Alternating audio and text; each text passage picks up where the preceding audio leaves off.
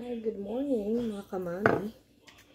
Itatry natin yung extra soft tofu na binili ko. Ayan, extra soft. Ay, tumapon ng tubig. Ayan, bumili po ako ng extra soft tofu. Tatry ko kung masarap siyang gawin. Tawag dito, taho. Kasi na-miss ko. Tapos gumawa po ako ng arnibal na may sabo. Ayun, kahapon. Try natin kung ano magiging lasa.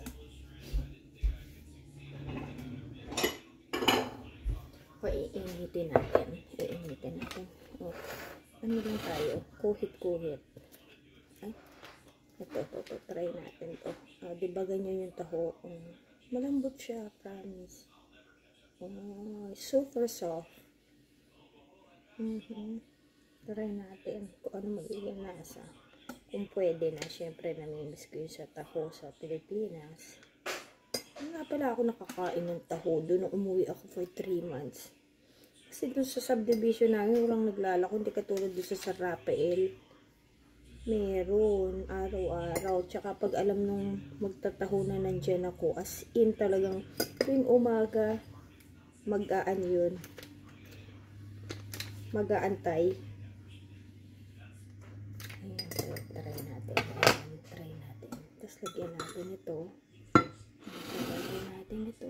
Tingnan natin kung ano magiging lasa. Initin natin sa microwave. Ay, parang excited ako.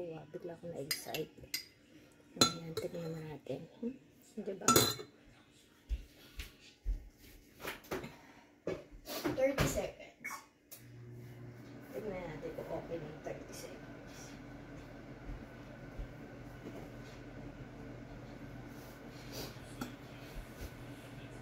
Tapos, ang dili na ginawa natin. Ensaymada. Yung ensaymada natin ginawa kaninang madaling araw. Nagising ako mga 9:30 na. Kasi parang 3 o'clock na yata ako natulog. So, try natin to. Ayan. Ang oras na ba? 11 na. Pwede na ako kumain.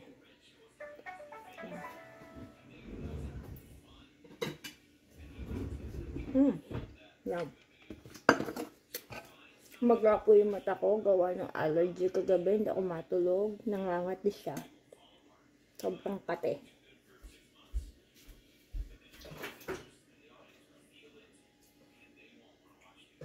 Another 30 seconds. Ngayon naman po, gagawa ako ng gourmet tuyo. Parang nag-crave ako bigla sa gourmet tuyo. Masarap. Sobrang lambot. Promise. Kunin ko lang yung lemon.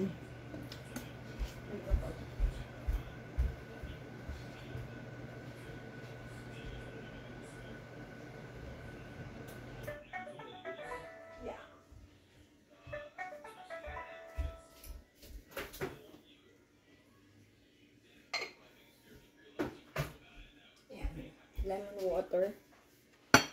Kaya po, tinaas ko yung buko kasi bar hindi maano sa mata ko kasi sobrang kate. So, tingnan natin kung ano lasa.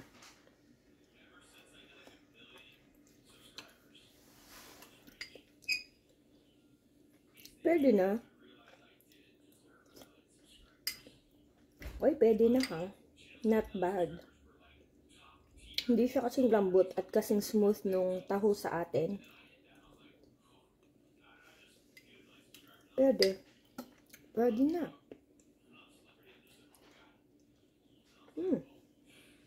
Ganun yung maisip ko. Trying hard ang ikli-ikli ng hair ko. Kasi nga, tumutusok sa mata ko.